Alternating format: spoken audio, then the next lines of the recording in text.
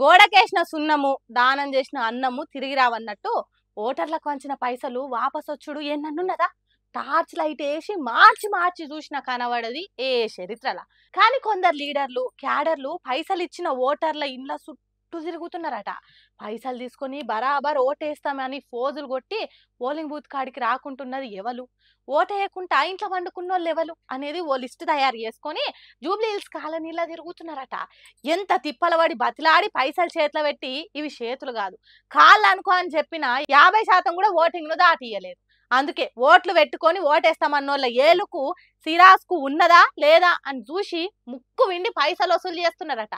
ఒక ఇంట్లో 18 ఓట్లకు పైకమిస్తే ఉత్త నలుగురే ఓటు పోలింగ్ బూత్ కాడికి వచ్చి ఈవీఎం మీద ఒత్తిండ్రట. మరి కడుమోళ్ళేరి ఓటేయనోళ్ళు ఎందుకు పైసలు తీసుకున్నారన్న నలుగుట్లే పరువు తీసి పైసలు అడుగుతున్నారట. అపార్ట్మెంట్ వాళ్ళు చూస్తుంటే ఇజ్జత్ తీసి ఇబ్బందులు పెడుతున్నారట.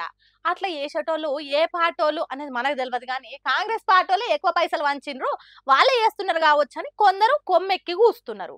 మరి అట్లా వసూలు చేసేటోళ్లకు ఓడిపోతామనే భయం పట్టుకున్నదో, లేకుంటే ఎట్లాగో గెలుస్తున్నాం ఓటర్లకు వంచిన పైసలను ఒట్టిగా ఎందుకు వదిలిపెట్టాలనుకున్నారో గాని ఓటేయనోళ్లను వదిలిపెట్టమన్నట్టు తిరుగుతున్నారట జూబ్లీ హిల్స్ వాడలల్లా. ఏందో ఏమో గిసొంటి లీడర్లను ఇంకెక్కడ చూడం కావచ్చు కదా.